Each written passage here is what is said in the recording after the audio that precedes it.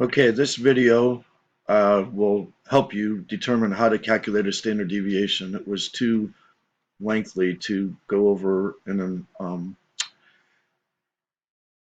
a uh, in a message on an email. So, all right. So the data points are 3, 17, 19, 27, and 29.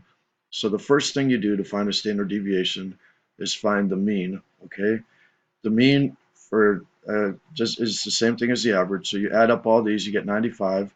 You divide by the number of data points, which is 5, and you get 19.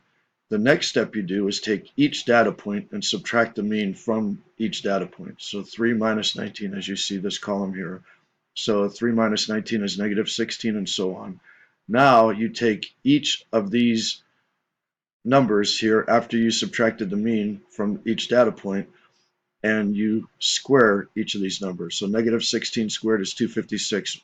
These are all going to be positive because anything squared is positive, right? Negative 2 squared is 4, and so on. Then you add up all these numbers here, and you get 424. Now n is the sample size here, is 5.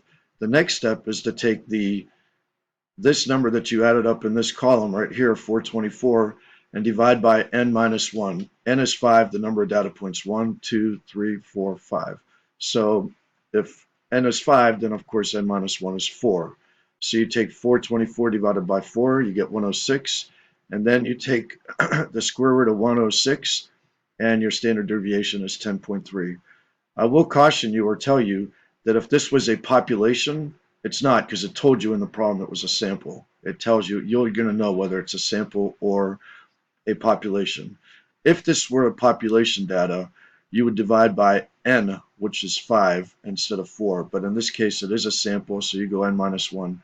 Don't ask me why there's a difference. I have no idea. Somebody centuries ago decided that we were going to have different calculations for sample and population.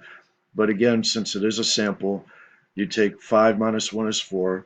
424 divided by 4 is 106. The standard deviation of 106 is 10.3, and that is your standard deviation for this problem.